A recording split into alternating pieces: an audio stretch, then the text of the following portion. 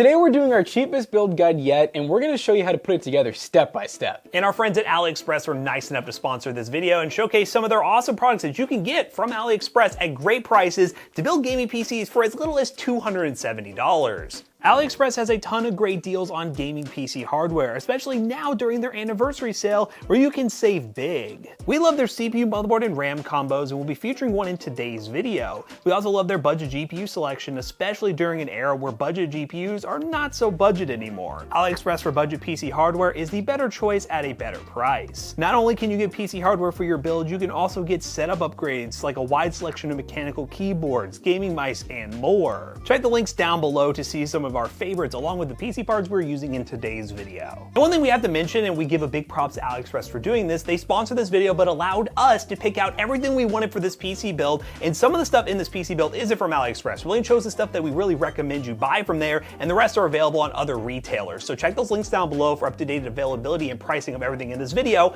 But once again, shout out to AliExpress for sponsoring this video. Let's go ahead and talk about each part of this build guide and show you how to put it together. So this right here, ladies and gentlemen, is the AliExpress Special, a CPU, motherboard, RAM combo. This one is a Huanzai, which we've actually used quite a few times.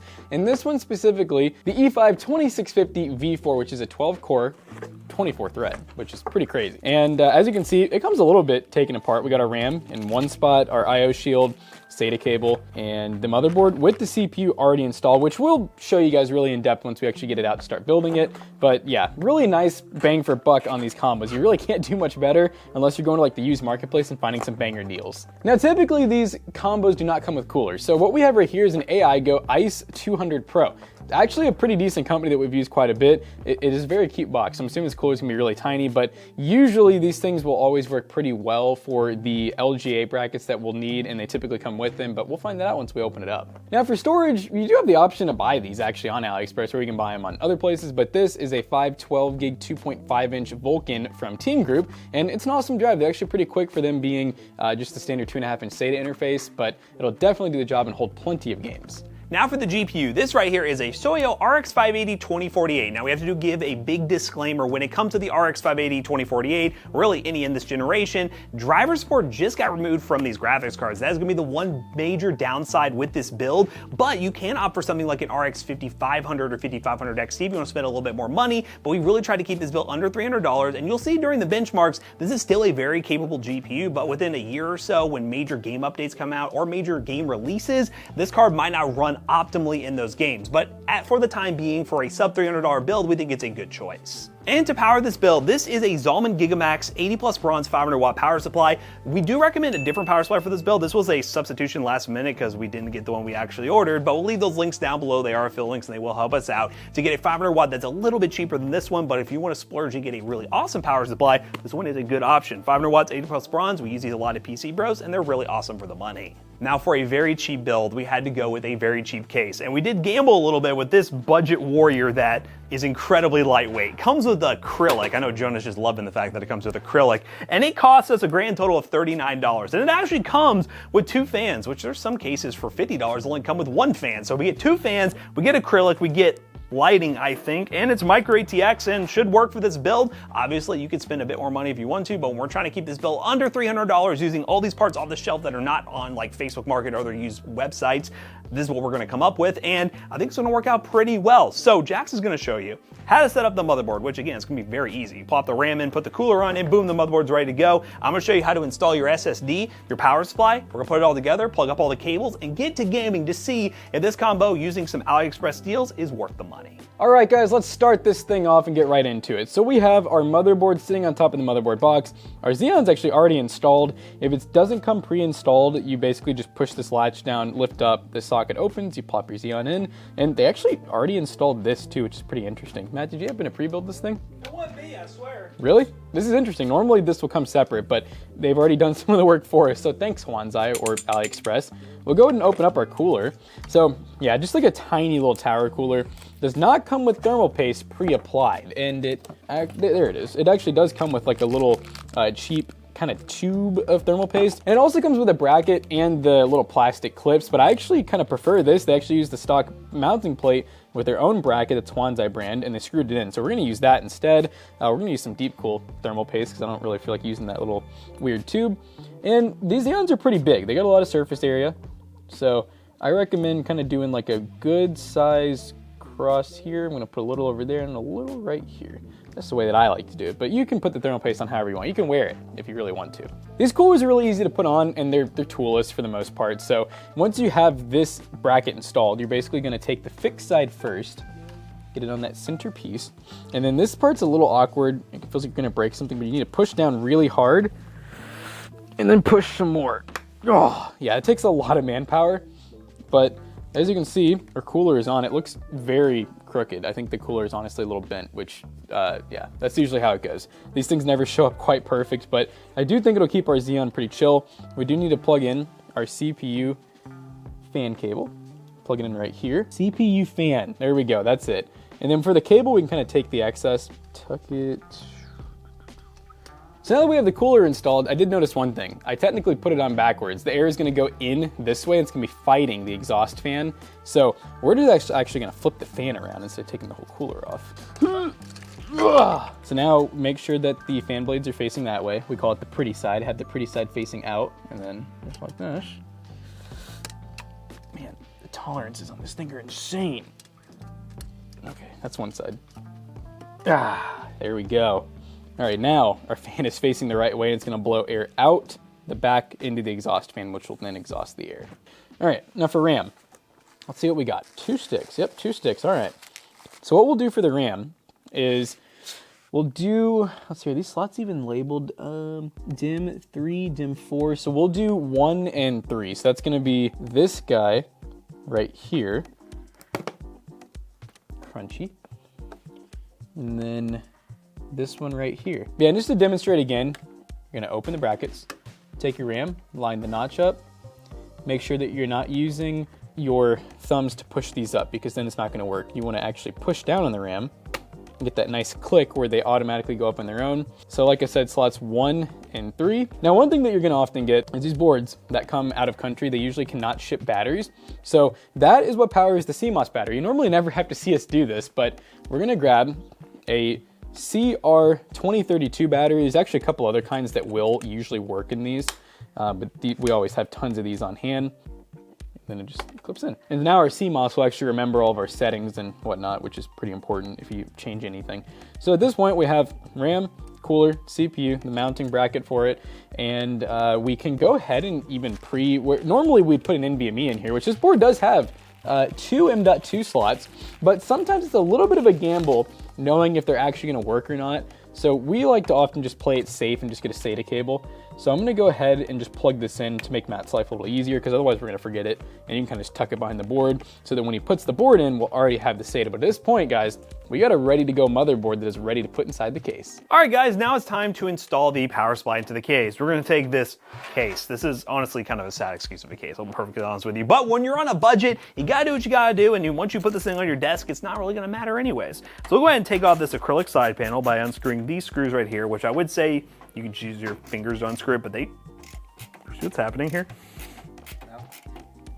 The thumb screw is de-thumbing at this point for some reason. What did they do in the factory to this thing? Let's see if these other ones will come out. That one's fine. That one's fine. When you're on a budget, you gotta deal with these things. This is why the step-by-step build guide is useful for you guys, because you're probably gonna be like, what the heck, why is my case doing that? Well, there it is right there, ladies and gentlemen. We'll go ahead and take it all the way out and see what happens. I might be able to put it back together, or we might need to get some different thumb screws, or I could use these. It's always good to have extra tools, guys.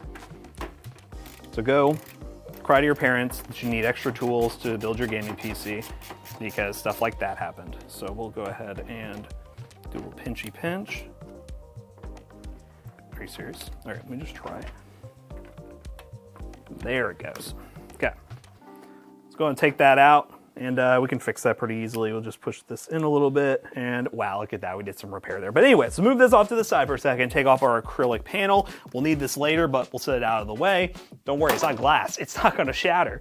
And then I like to keep these screws in the case so you don't lose them. It's a much easier way to manage things. And I'm already telling this is gonna be a fun cable management job, because with this cheaper case, we don't have a power supply basement. We only have a little bit of room in the back, and the rest is gonna have to just kind of be bunched up, if I'm being honest. So that's gonna be fun when we get there. Let's go ahead and remove the back as well.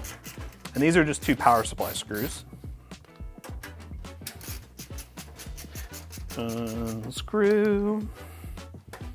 And remove. We do have a little bit of a bulge. That'll help us out a little bit, but we're going to push that off to the side as well. Same deal, put the screws back in.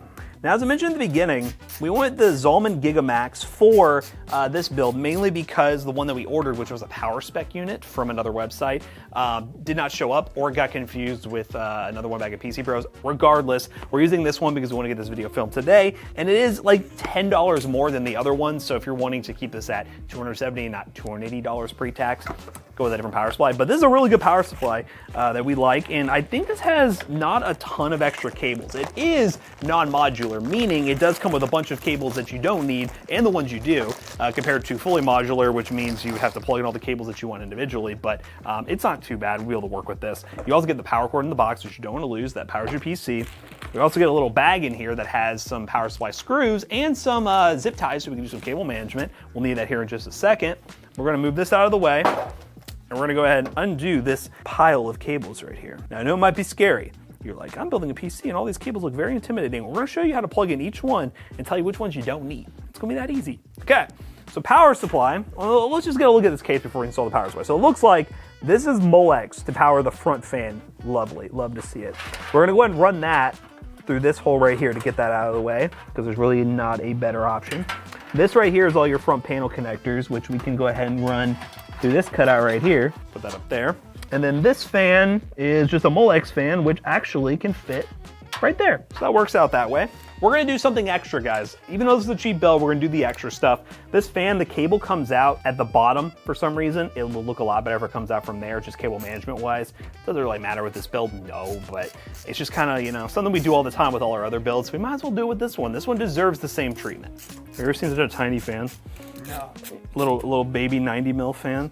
All right, guys, so we got the fan flipped. Now we're gonna go ahead and take out this bag of screws right here, which I love that they just pinched it on the PCI cover. So we have to unscrew this screw right here.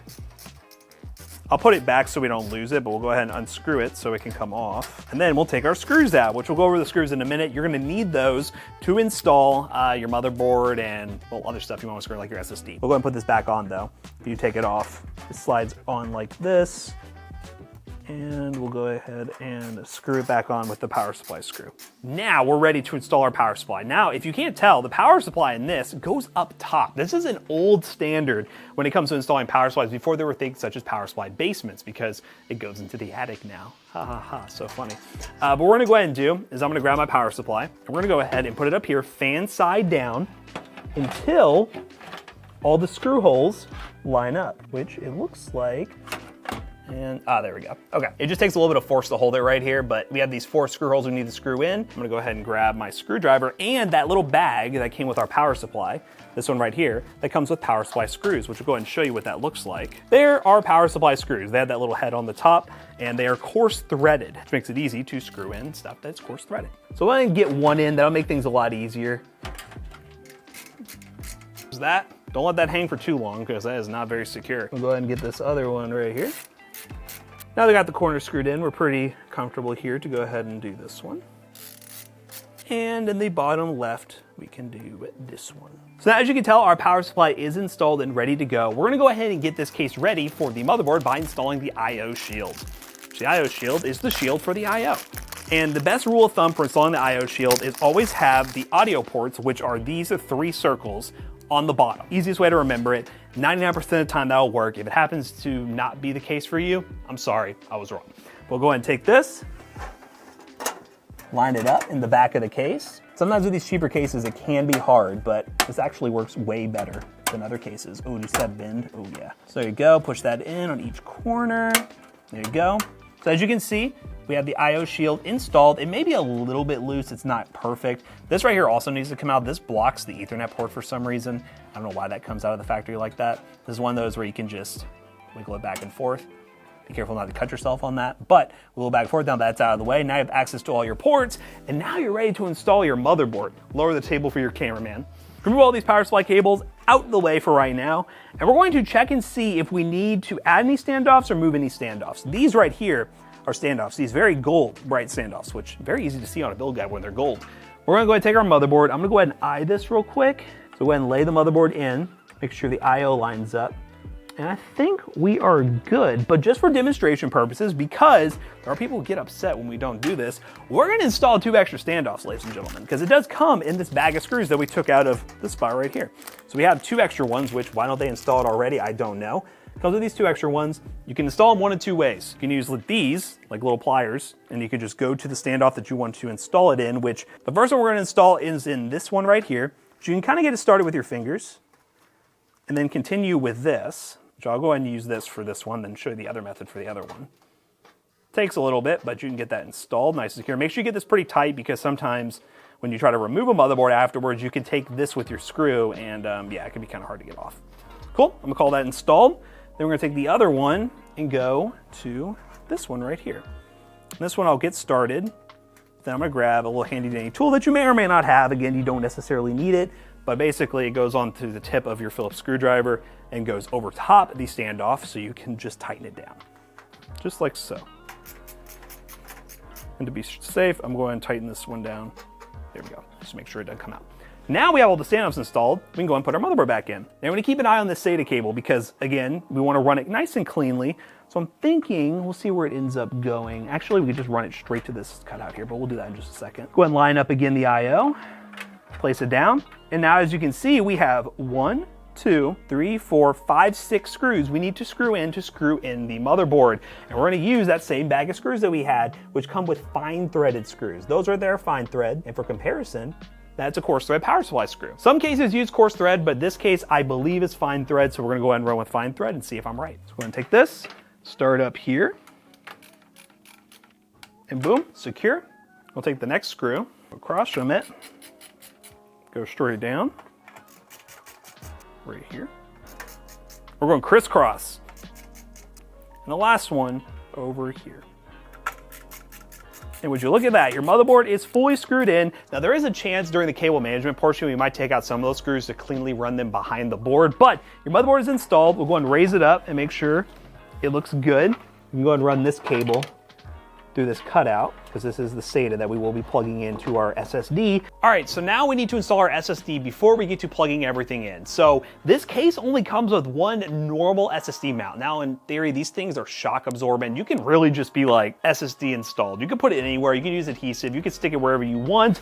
But what we're gonna go ahead and do is use the mounting that it comes with, which is kind of awkwardly on the bottom here. But as you see, when I line up all the screws, you can see down through here, we have 4 screws that are right there ready to go. Now to install this, you need to use the fine threaded motherboard screws, which you should still have plenty with the kit that you got. Actually, there's 4 left, so don't lose any of them. So we'll go ahead and take these motherboard screws and screw in the bottom. Don't over tighten these two. It's very easy to just pull out the threading on these SSDs. So yeah, that's there now. We'll go ahead and show you where the SSD is. I'll go ahead and take this and plug in, which you can do ahead of time.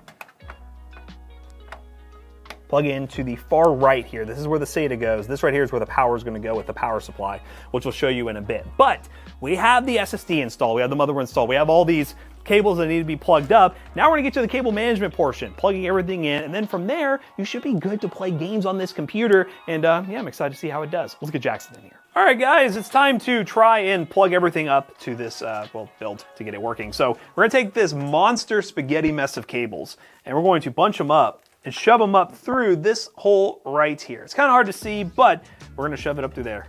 That's gonna be the key, or the main message here throughout this part of the video. It's gonna be hard to see, and honestly, I might have to separate some of this stuff a little bit. Oh, I can pull it through, I think. Pull. Oh, yes. God. Still more.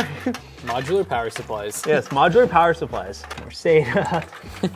And there it is. Wow, wow, that was a journey, but we made it, guys. Wow. Oh, and and there goes the case. That thing's light. I think it's sitting on something? Oh yeah, it's sitting on. No, it's just that uneven. It's just that uneven. But hey, all the cables are through there. Now what are you gonna feed me first? All right, well the first thing, God, I almost did it again. First thing I went ahead and did was just separated all of our front panel and I/O stuff from our power supply. So I'm gonna give you the main power first, the 24 pin, which is 24 pins that powers the motherboard and almost everything else in the build, really. Yep, everything else, there it goes. So I'm just gonna put that right through there. Here's our 24 pin right here. You don't really get a whole lot of options for where to put stuff. So the thing is, it's there's not a lot to plug in, but also, you know, it makes it a little simpler, I guess. All right, so we'll just flip it right here, line it up, click, and then give that back to Jackson because I don't want it. Click, click, boom. All right, I think we do the CPU power next, which is going to be up top, typically in most boards. Do we need a 4-pin or an 8-pin? I just remember, we do not need to move the power supply because the CPU 8-pin is right here. It's in a weird location. So this right here is a CPU 8, and then this is a 4-pin. So this is basically like an 8 plus 4 pin. So we'll go ahead and feed that. You said right through here? I can do right here. Oh, right here. It's on the side of the board, which is really weird. So you can see it coming out right here. And we'll go ahead and flippity-doo. Plug it up, push, and boom. Now, these Xeon boards tend to have the CPU power in weird locations, but in this one situation, it actually worked out really well. So next thing I'm gonna go ahead and feed, and we're not gonna plug it in yet. This is the PCIe cable that powers your graphics card. This is called a 6+2 pin or just an 8-pin. We're really only gonna need just one here, but I'm gonna go ahead and just kind of preemptively feed it through. It'll make your life a little easier. So there it is, we'll keep it out of the way for now. All right, so now this is kind of just the back area. These are our fans. They're literally Molex only. They're not your standard 4-pin or 3-pin fan connector. They're Molex. So that's why we like it. Yeah, it's honestly, it's simple. It's not pretty, but it works. So we're daisy chaining all these Molex together. They can be a little hard to plug in. Sometimes you gotta wiggle them around, but we're gonna go to our power supply cables here. And this power supply in particular has a full Molex run on it. So we're just gonna need one of them, plug it into that end, and boom. Just make sure you don't have any pins sticking out the back, but this should be good to go for the fans. So on the top left, we're gonna do the power LED positive negative, which is green on the header, by the way. These are green and white, so you get both of those, shout out. And then below that, you're going to do the hard drive LED positive and negative, which red goes on to orange. Oh yeah, that makes sense. Yeah, that makes a whole lot of sense. Okay, they're gonna do the reset switch on the blue. That one actually makes sense, blue on blue. And then the red is gonna get the orange for power switch. And just like that, our front panel is plugged in and we can kind of feed this a little bit back through to Jackson. All right, so we have two more things we gotta plug in. We'll do them one at a time though. We have our USB 2.0. This connector right here. And this one is labeled USB. Sometimes they're not. You usually can look at this pin out though. And as you can see, USB 2 will be missing a pin towards the very end of the connector. The only downside with this case is everything has to go through that same spot and reach all the way across the board. Now right next to the front panel, we're gonna take our USB 2 connector and plug in right here to this front USB header. You should hold on to your case. It might fly away. And there you go, USB 2 is installed. All right, last connector. This is the HD audio, which is labeled audio. And if you notice here, it's actually missing a pin not on the end, unlike USB 2. Now this one's gonna be a little ugly. It's gotta go all the way across, and Jackson already fed it through there for us. Push it in, and there you go. Right there on the far left is your HD audio, and boy does she look pretty. All right, so we're gonna go ahead and power the SSD with this right here. This is a SATA cable, or a SATA power connector as I call them. It's kind of like the modern Molex. We're gonna feed that through the same spot that we've put so many things through.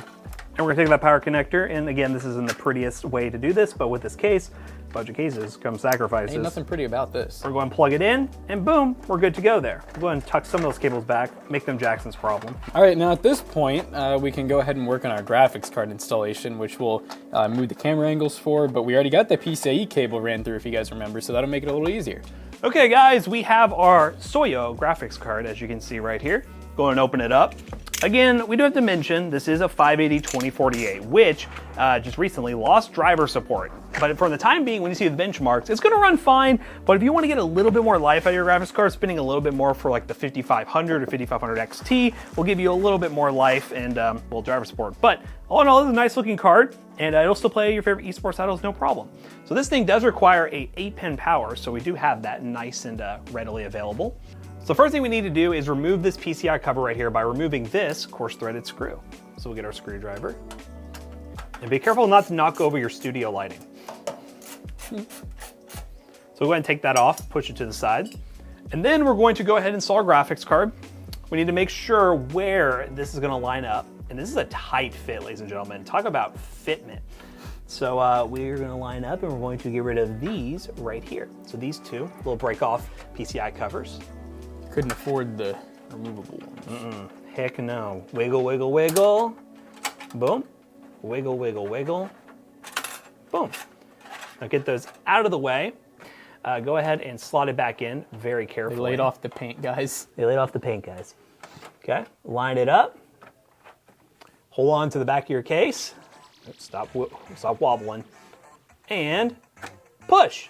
Woo, just like that, your graphics card is installed. Now you're gonna take some power supply screws from the screw bag that you had originally, and you're gonna go ahead and screw in the graphics card. I will say, this is like the one area where companies seem to cheap out on their cases. The tooling. Trying to get the screws in and everything. But these seem to actually be working all right. Case valid. Case valid, question mark? Now we're gonna take this cover, put it back on, and take that same screw that you removed earlier and try to put it back on. Boom, there you go, you have that good to go. Joan Lee. Joan Lee. Now we're gonna take our 8-pin for the GPU, which has very little slack actually. Might be just enough. We're going to wrap this around. Oh, you gave me a little bit more, thank you. Take this 8-pin PCI, clip down, and unload. But there you go, the PCI power is plugged in. We will take a zip tie here in a minute and clean this up a little bit, but it is plugged in, and I will say, looking pretty snazzy. Yeah, so at this point, we're gonna show you guys how to do like some cable management, but this is a good time if you wanna test your build to make sure it actually works before you do all that work. It's ready to go, but we gotta make do with this. We have an ever so slight panel gap here that is all the room we have for cables. I'm excited.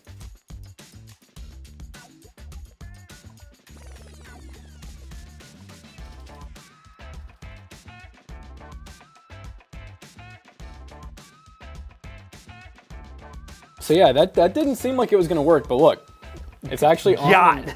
Oh my God, look at the side profile. God. It's like you would never know, but all right. You know, I said you should, like, we're confident it'll work, but now let's actually see if it works. Yeah, that'd be important. So we're going to get the official turn on for the first time. Hey, whoa, that was fast. That is just RGB. So yeah, it's like RGB. It's like static, right? It's static, yeah. So yeah, there's the build. It's looking not too bad. I mean, really $270. Yeah. Like, would you get this or like an Optiplex upgrade? I don't know. I mean, it's looking pretty good. So now that you guys have watched us build it, if you guys want to know how to install Windows, I'm gonna give you all a little hint. Go to the PC Bros YouTube channel. We have a bunch of guides on how to install Windows. This is our little PC Bros YouTube channel plug. That's how you install Windows drivers to get this thing up and running. But we're gonna jump straight into some gaming and see how it can perform. Now, before we get into the benchmarking section of today's video to test out this awesome budget gaming PC, we have to give another big shout out to AliExpress for sponsoring today's video, and also mention not only can you get good deals on gaming PC hardware, you could buy stuff like gaming keyboards, like this 60% Mage Geek gaming keyboard with RGB lighting, a very clean white design, and really awesome red linear switches for really good prices. And you can also get stuff like Razer gaming mice, and also accessories like this external display that shows your temperatures and other cool stuff about your PC, and all this stuff can be had on AliExpress. So definitely check those links down below to shop for accessories for the PC you're going to build in today's video, and let's get right into the benchmarking and see how this PC performs. All right, gamers, we are kicking things off with Fortnite right now on DX12, unlimited frame rate, and we're running performance settings, which is basically far view distance, low textures, everything else is low across the board. We're trying DX12 mainly because AMD GPUs tend to like DX12 more than they do DX11 or performance mode, so we're gonna give it a shot here and see how it holds up. But I imagine we'll get 60 plus FPS. The frame rate is on unlimited, which I'll probably end up capping to like 100 or 120 because we might get a little bit of stutter here and there. But again, sub $300. If we can get a 60 plus, maybe 90 plus FPS experience in Fortnite, I'll be very happy with it. And so far, it's running a lot smoother than I expected. Honestly, on performance mode, we'd be pushing that CPU a little too hard, and it probably wouldn't run nearly as smooth. Oh! Hey! Below me. I don't understand sounds in this game. Okay, you're done.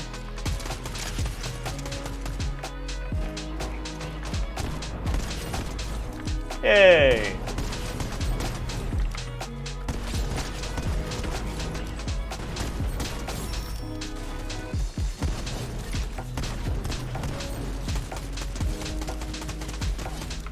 All right, guys, but as you can see, Fortnite more than playable. 100 plus FPS, very smooth. I really recommend running DX12 if you do get this configuration. Let's move on to the next one. All right, guys, we are playing Apex Legends. We're gonna be doing some team deathmatch here, and we're on a mixture of low, medium. 1080p. We're not using any upscaling or downscaling or anything. Kind of what you expect from a $270 computer. I mean, 60 FPS, medium, low settings, not too shabby. Yay! Yeah, one of those bullets buddy. hit. Ah! What? Yeah, buddy. Why is there 2 Pathfinders? Oh my god, they're twins. Bob. Oh god, dude. Oh my god. I feel like I'm gonna hit my shots today. Yeah, 999, you're eliminated. A ring of fire. Johnny Cash. Oh, did I just my grenade? The nade. Let's go.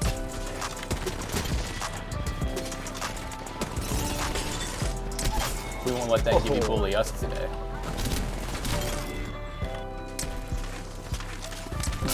That'd been sick if I... Oh! That was getting weird. Where'd he go? Oh! Hey, double kill! We did it. On the AliExpress PC build, and hey. Kill cam? Oh, there's kill cam now? Let's go. All right, guys, well, we were able to do it. We built a PC for a very cheap price. We showed you how to do it, and then we showed you all just how well it actually games. And of course, there are some limitations with a $270 PC. One, it's not perfect. I mean, there are compromises we had to make to get this PC to be $270. And for some people, this might not be the best option for you, but if you're looking to get into PC gaming, you don't want to do an Optiplex or Office PC upgrade, this is definitely a good option. And some of the limitations are in higher end games, like Cyberpunk. We had to run 1080p low and only got an average of 47 FPS with no FSR on, but our 3D Mark Time Spy score is actually pretty solid with a score of 4,166, which is a 6 cent per point average. So in terms of price performance, very solid, but yes, again, this is not ideally for everyone. This is definitely a very budget PC, but if you're wanting to build a PC on a budget, this would be a good option for you. So as always, we hope you guys enjoyed today's video. If you did, check out our other 2 YouTube channels and also our twitch.tv/ToastyBros. Do not forget to like, comment, and subscribe. And we'll see you guys in the next one. Bye-bye.